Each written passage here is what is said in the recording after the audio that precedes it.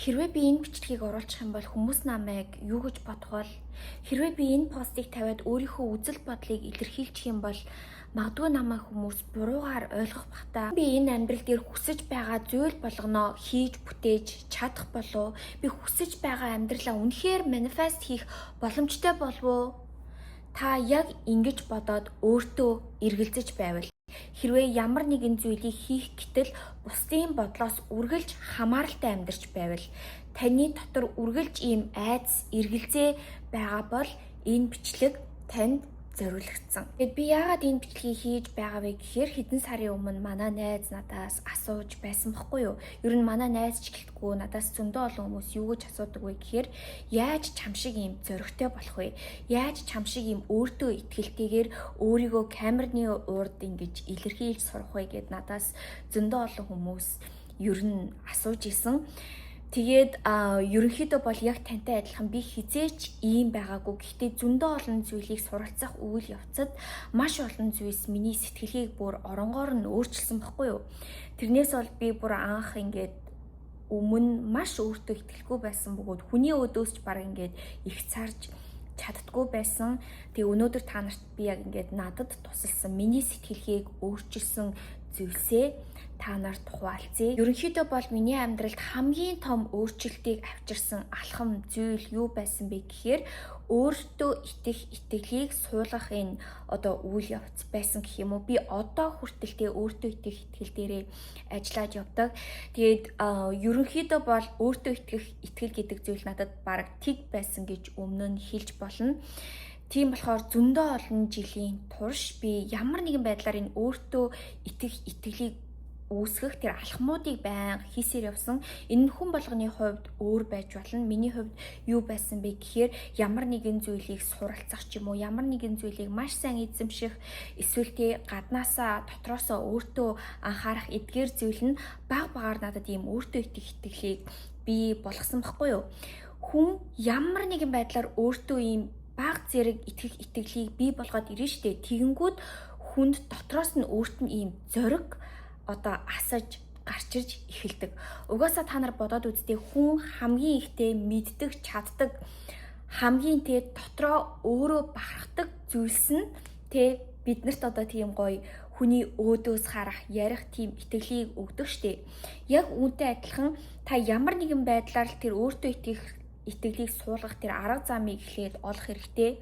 Үүний дараа миний хийсэн нэг зүйл юу байсан бэ гэхээр би өөртөө хэлсэн байхгүй юу? Би энэ амьдрал дээр хэний ч бодлоос хамааралгүйгээр хүссэн бүх зүйлсээ зүгээр л хийх ёстой байна. Би заавал хийн гэж хэлсэн. Миний гэр бүл, миний найзууд те намайг магадгүй ингээд бүжиглээд видео тавьчихгод намайг ёо ямар кринж юм бэ? Ёо ямар эвгүй харагдсан бэ гэж магадгүй хин нэгэд бодож магадгүй шууд ингээд би тэг эрэгтэй хүний талаар шууд ингээд санал бодлоо илэрхийлчихэнгүүт те манай өмнөх хуучин найзууд, манай аав ээж те мэдээж тэр хүмүүст өөр өөрийнх нь зөндөө олон бодлоод байгаа штэ.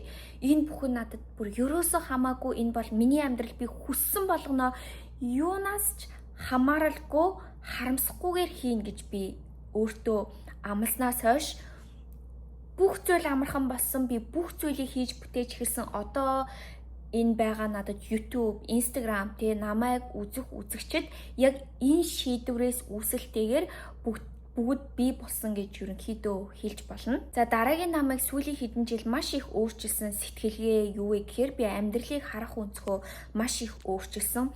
Би өмнө болохоор тий амьдрал ийм байна, амьдрал тийм байна, бид нэр хичээх ёстой, зүтгэх ёстой гэж айгүй тийм нөгөө нухацтай ханддаг байсан байхгүй юу? Яг ийм л байх ёстой, тэгэх ёстой, би ингэх ёстой, энэ амжилтанд хүрэхгүй л болохгүй гэж айгүй нухацтай ханддаг байсан. Ярихдаа хүртэл айгүй дандаа нухацтай зүйлийн талаар ярьдаг байсан байхгүй юу?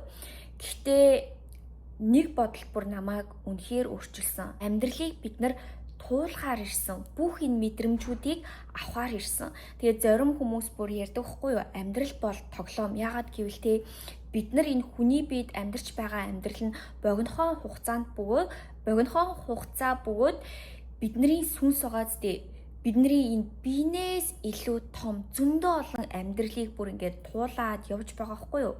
Тийм болохоор энэ дэлхий гэдэг энэ амьдралыг бид нар бүр ингээд тултал нь туулаад бүх мэдрэмжүүдийг аваад бүх зүйлийг туршиж үзээд бүтлгүйтээд амжилтанд хүрээд хайрлаж дурлаад ингээ бүх зүйлийг туулаад асар их мэдрэмж бүх зүйлийг ингэж хуримтлуулгаар ирсэн гэж байгаа байхгүй юу? Гэтэл та бодоод үзтээ та тийм шийдвэрийг гаргаад арай чимээтэй энэ амьдрал дээр энэ хүний биеийг авч төрчөөд та тэр намайг тэгж бодох бах та би эсвэл бүтлгүүчих бах та эсвэл тэгчүүл яана гэд энэ амьдрал танд ганцхан байгаа юм шиг хандах юм бол та хизээж хийхийг хүссэн бүх зүйлсээ хизээж бүтээж чадахгүй. Тийм болохоор амьдралд зүгээр л юм тоглоом шиг хандах хэрэгтэй. Яад юм би бүгдийг туршаад үзнэ. Яад юм би үүнийг хийгээд үзнэ гэсэн ийм сэтгэлээр хандаж үзэхээр байгаа зү. Үнэхээр гоё юм бэлээ. Яагаад гэвэл би өмнө ингээл байнга санаа зовлттой байдаг гэсэн байхгүй юу?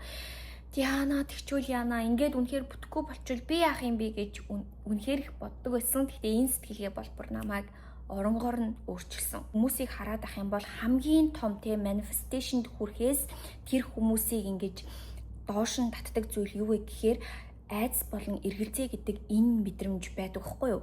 Ер нь manifestation хийн гэдэг маань ингээд маш өндөр мэдрэмж та өөрийнхөө энэ энерги аура дээр ажиллаад тэгэд энэ квант холболтыг хийж байгаа штэ. Гэтэл энэ айдас болон эргэлзээ гэдэг мэдрэмж нь бүр ингээ хамгийн доор байдаг бас нөгөө харанхуй нүх гэж одоо бид нар ярьдаг байхгүй юу? Ер нь байнга таныг ингэж доош нь татдаг гэсэн. Тийм болохоор хэрвээ та эхлээд өөрийнхөө энэ айдас болон эргэлзээг тодорхойлоод би яагаад өөртөө эргэлзээд байгаа юм болоо? Миний энэ яг энэ дотоод айдас юу юм болоо гэд үүнийгээ ойлгоод үүн дээрээ ажиллах юм бол та ингээд манифест хийхэд ч гэсэн маш амархан болно. Тэгээд хүн ийм зоригтойгоор ямар нэгэн үйлдэл хийгээ бүх зүйлсийг хийгээд үзэх үедээ та бүтлгүүцсэн ч байсан хамаагүй, яасан ч байсан хамаагүй ямар нэгэн байдлааргаас зөндөө олон боломжууд тань дээр ирдэг. Тэгээ ихэнх үед бид нар яадаг вэ гэхээр яана хэрвээ би ингээл цуглуулсан мөнгөөрөө бизнес хийчихвэл бүтлгүүчүүл яана энийг ингэчих юм бол яана гэл байнга ийм нөгөө айдастай байдаг хгүй юу? Гэхдээ хорвоо ертөнцөөс үргэлж тантай хамт байдаг. Магадгүй та нэг зүйл хийх гээд бүтлгүүцсэн чинь тэр бүтлгүүтлээрээ дамжуулаад та өөр нэг хүмүүстэй уулзаа тэр хүнтэйгээ гэрлэх ч юм уу эсвэл гинт баян хүнтэй суучих ч юм уу эсвэл түүгээрээ дамжуулаад та өшөө олон боломжийг нээчих ч юм уу бүр ингээд таны амьдралд юу тохиолдохыг та бүр ингээд ерөөсөө мэдгүй хорвоо ертөнц үргэлж тантай хамт байна. Хорвоо ертөнц үргэлж таны арыг даана. Хорвоо ертөнц бол таны ард байдаг асаалттай танк гэдгийг та ойлгох хэрэгтэй. Ихэнх үед яадаг вэ гэхээр бид нар survival mode буюу тэмц эсвэл зүхт гэсэн энэ төвшөнд байдаг хгүй юу? Би гэр оронгүй болчвол яана, би мөнгөгүй болчвол яана, намайг хэн асарч хамгаалах юм бэ? Би ганцаархнаа энэ хорвоо ертөнцийг одоо юу хийн туулах юм бол яах юм бэ ч юм уу ингээ хүнд зөндөө олон тиймэрхүү бодлууд орж ирдэг штеп. Гэхдээ та нэг зүйлийг ойлгох хэрэгтэй. Та хизээж тэгэж амьдрахгүй, та хизээж гэр оронгүй амьдрахгүй, та хизээж хоолгүй амьдрахгүй. Та хэрвээ сайн хүн байгаа л зүгээр өөрийнхөө хийхстэй зүйлийг хийгээд явах юм бол та үргэлж гайхалтай гоё амьдралаар амьдрын хорвоо ертөнц зөндөө олон surprise гив гинтийн зүйлсийг таны амьдралд авчрах болно. Тэгээд таны амьдрал яаж өөрчлөгдөхийг та ерөөсөө тааж мэдгүй. Тэгээд үүнийг бас та нар одоо ламнараас ч юм уу суралцаж болно. Эсвэл та бясалгал хийдэг бол бясалгал ч гэсэн танд маш их юм нөгөө ойлголтуудыг өгдөг. Тэгээд би хэдэн сарын өмнө би нөгөө meditation retreat буюу бясалгалын retreat-нд явсан байхгүй юу? Хэрвээ та нар тэнд байгаа лам нарыг харах юм бол хамгийн энгийн амьдралаар амьдарч байгаа бөгөөд хамгийн аз жаргалтай тайван амьдарч байгаа хүмүүс. Би тэр ламнараас асуусан байхгүй юу? Та нар яагаад ийм гоё юм аз жаргалтай тайван байгаад идэм бэ? Би болохоор ингээд дандаа санаа зовооч юм уу ямар нэгэн юмд яарад байдаг. Тэгээд надад энэ аргаасаа хуваалцаач гээд асуусан байхгүй юу? Тэгсэн чинь нэг лам надад юу гэж хэлсэн бэ гэхээр бидний биеийн зовлон гэдэг бол сонголт байхгүй тэр зүйлийг бид нар мэдэрдэг үнэхээр хэцүү байдаг тийм үү. Гэтэл бидний одоо сэтгэлийн зовлон гэж байгаа штэ айдас, магадгүй эргэлзээ, санаа зовлт энэ зүйл нь юу вэ гэхээр зүгээр л бидний сонголт гэж байгаа байхгүй юу. Бид нар зүгээр сонголтоороо өөрийгөө зовоогоол, сонголтоороо шаналал, сонголтоороо ингээл өөртөө айдас төрүүлээд байдаг. Хэрвээ бид нар зүгээр л би амар амгалан гоё амьдрий гэвэл энэ нь зүгээр л бидний сонголт амар амгалан аль хэдийн бидний дотор байгаа. Та зүгээр энгийн ажил хийгээд би хөдөө гэр бариад одоо амар амгалан гоё малтай үнэхээр гоё амьдрий гэвэл энэ нь бараг тэг хүн болгоны хийж чадах маш энгийн зүйл. Бид нар өөрсдөө сонголтоороо тэг зүтгий ядрын ийм зүйлийг ингээд хийгээд сонголтоороо тэг бүх зүйлийг хийж байгаа. Мэдээж би ингэж ярьж байгаа тийм хүн болгон энгийн амьдралаар амьдрах хэрэгтэй. Бид нар их зүйлийг хүсэх ёсгүй. Бүгдээрээ лам нар шиг байх хэрэгтэй гэж ерөөсөө хэлээгүй. Би лам нарыг үнэхээр хүндэлдэг. Тэр хүмүүсээс зөндөө олон зүйлийг суралцсан. Гэхдээ одоо жишээлбэл би хизээж лам болохгүй байхгүй юу? Магадгүй өөр амьдралдаа байсан байж магадгүй гэдэг мэдгүй. Гэхдээ энэ амьдралдаа л би хизээж лам болохгүй. Тэгээд нэг лам надад юу гэж хэлсэн бэ гэхээр энэ лам үнэхээр аз жаргалтай, тайван амьдарч байгаа. Гэхдээ би бүр тийм амар аз жаргалтай энэ хорвоо ертөнц дээр бол амьдрах замыг сонгоогүй. Би зүгээр тайван амьдралыг сонгосон гэж хэлж байгаа байхгүй юу. Тэгэд энэ ламын хэлж байгаа бас үнэхээр одоо бас нэг зүйлийг тайлбарлаж байгаа байхгүй юу. Яагаад гэвэл биднэрт яаж амьдрах тий зөндөө олон сонголт байдаг. Гэхдээ хүн итгэл үнэмшлээрээ яаж амьдрахыг хүсэж чинь тэр зүйлээрээ та амьдралаа хэр томоор харж чадж чинь юу бүтээ гэж бодож чинь та өөрийнхөө сонголтоор тэр амьдралыг бүтээж болдог.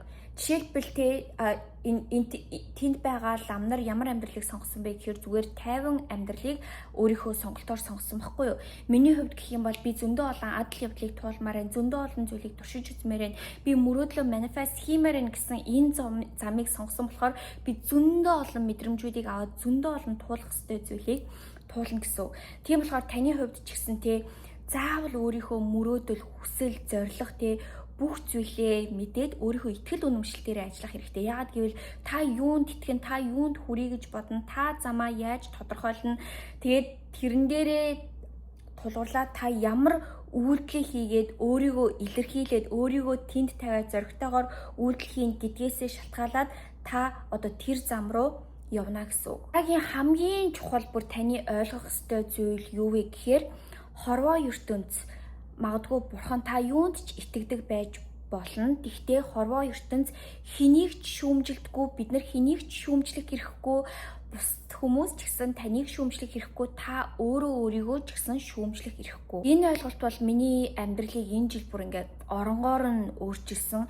Тэгээ бид нар нөгөө итгэл үнэмшил эсвэл янз бүрийн шашин шүтлгээсээ болоод аюу зөндөө олон буруу ойлголттой байдаг юм бэлээ. Бид нар өөрийгөө ихэлж хайрлах хэрэгтэй. Бид нар өөрийгөө хайрлж ээж бусдад ингэж хайрыг түгээн. Бид нар өөрийгөө шүүмжлэх нь ч гэсэн буруу юм аа. Өөрийгөө энэ инэрх сэтгэл гэдэг бас чухал юм аа гэдэг талаар хизээж ойлгодгүй. Гэтэл байгаа зү хэрвээ та нар энэ энерги, хорвоо ертөнц, квант физик энэ талаар улам илүү ойлголттой болоод ирэх юм бол үүнийг ойлгож эхэлнэ. Бид нар багаас хорвоо ертөнц дээр ямар ч тийм шүүмжлэл оршдгүй бөгөөд таны итгэдэг альч бурхан хорвоо ертөнц хэнийг ч шүүмжлэхгүй гэж байгаа байхгүй юу? Яагаад гэвэл магадгүй хин нэгний амьдралд муу зүйл ямар нэгэн зүйл тохиолдсон байлаа. Та магадгүй амьдралдаа зөндөө олон алдааг хийсэн байлаа гэж бодъё. Хин ч таныг шүүмжлэхгүй. Яагаад гэвэл та дараагийн амьдралдаа ямар нэгэн байдлаар тэр зүйлээ туулах хэрэгтэй байдаг. Ямар нэгэн байдлаар бид нар ямар нэгэн зүйлийг хүмүүст заасан байдаг, суралцсан байдаг. Зүгээр л ингээд нөгөө амьдрал бол ингээд эргэлдээд явж байгаа хгүй юу. Тийм болохоор бид нар хизээч өөрийгөө буруутгаж болохгүй, өөрийгөө хайрлахгүй байж болохгүй. Мөн бусдыг ч гэсэн чи инглээ тэглээ гэж шүүмжлэх эрхгүй. Хэрвээ та яг ийм бодолтойгоор бүх зүйлд хандаад би өөрийгөө шүүмжилж болохгүй маань, би бусдыг ч гэсэн шүүмжилж болохгүй маань. Тийм болохоор би зоригтойгоор өөрийнхөө хүссэн зүйлээ хийн гэсэн эр зоригийг гаргаж ирэхэд таны энэ энерги, таны хийж байгаа зүйл чинь бүр шал өөр байх болно. Тийм болохоор таны аав, ээж, удам, судар, соёл төрж өссөн орон чинь танд юу гэж хэлж чинь ингэж болохгүй, тэгэж болохгүй, тийм байх ёстой, ийм байх ёстой гэд хэлж байгаа энэ бодлууд байгаа зү тэр хүний хүмүүсийн үзэл, бодол, харах, өнцөг, эдгээр зүйлс нэг ингээд доош нь дарахыг өөртөө зөвшөөрч болохгүй. Яагаад гэвэл хорвоо ертөнц бурхан хизээж тэгэж болохгүй, ингэж болохгүй, игэх ёстой, тэгэх ёстой гэж ерөөсөө хэлдэггүй. Энэ нь зүгээр л хүмүүсийн өөрсдийнх нь хаа нэгэн газраас гаргаад нэмсэн зүйлс ихгүй юу.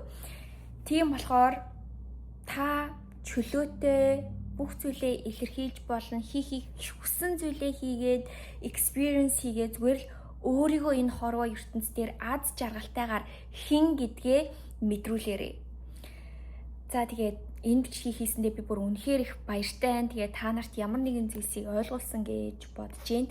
Тэгээд хэрвээ та бас өөр дээрээ ажиллаад өөртөө итгэх итгэлийг хоол зүй болон дасгал хөдөлгөөнөөр дамжуулж бий болгоод тэгээд дээрэс нь өөрийнхөө энэ сэтгэлгээ энерги дээрээ ажиллаад энергийн ажлуудыг хий гэж бодож байгаа бол миний 8 сарын 1-нд явуулах сургалтанд заавал суугаарай. Тэгээд 30 өдрийн турш та өдөр болгон орох хичээлтэйгээр өөрийгөө сориод явах байгаа.